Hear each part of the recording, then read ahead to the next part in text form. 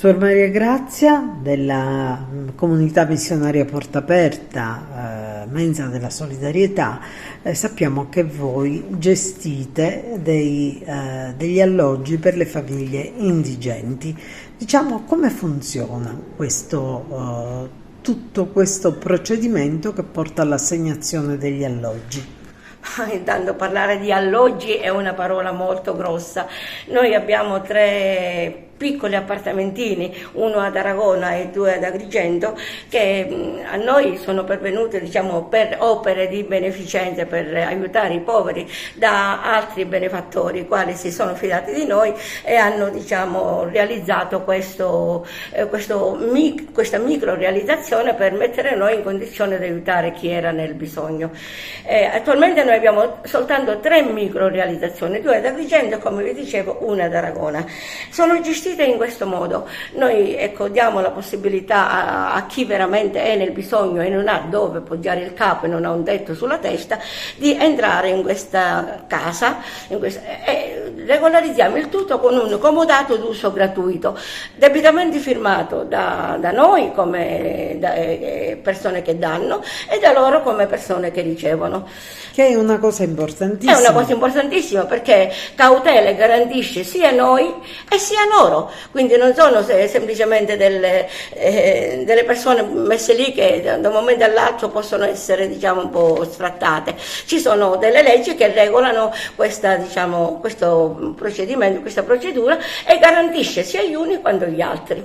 È notizia comunque di ieri che voi avreste sfrattato qualcuno e risponde al vero? No, assolutamente falsa.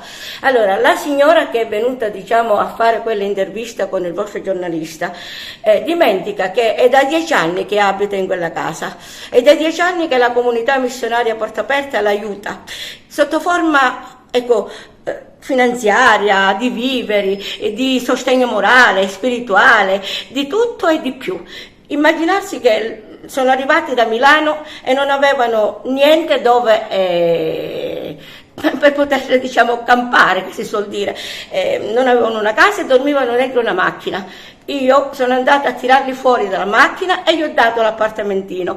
Quindi loro mi hanno detto che avevano una concessione per vendere frutta e verdura, ma non avevano come fare. Io li ho aiutati anche economicamente e io addirittura, da parte di alcuni miei amici, mi sono fatta regalare un fiorino per darglielo, ma né l'uno né l'altra sono nelle condizioni di poter portare avanti, diciamo, un esercizio. E quindi adesso cosa è accaduto? Voi cosa avete chiesto per mantenerli all'interno di quell'appartamento? Noi abbiamo chiesto semplicemente di regolarizzare la loro posizione firmandoci il comodato d'uso gratuito che loro hanno travisato, e non so chi, diciamo, in maniera erronea, li ha, diciamo, strumentalizzati dicendo che questo era un modo per le suore di buttarli fuori di casa, ma a noi non è mai venuto, manco per l'anticamera del cervello, di buttare fuori nessuno da una casa se non sappiamo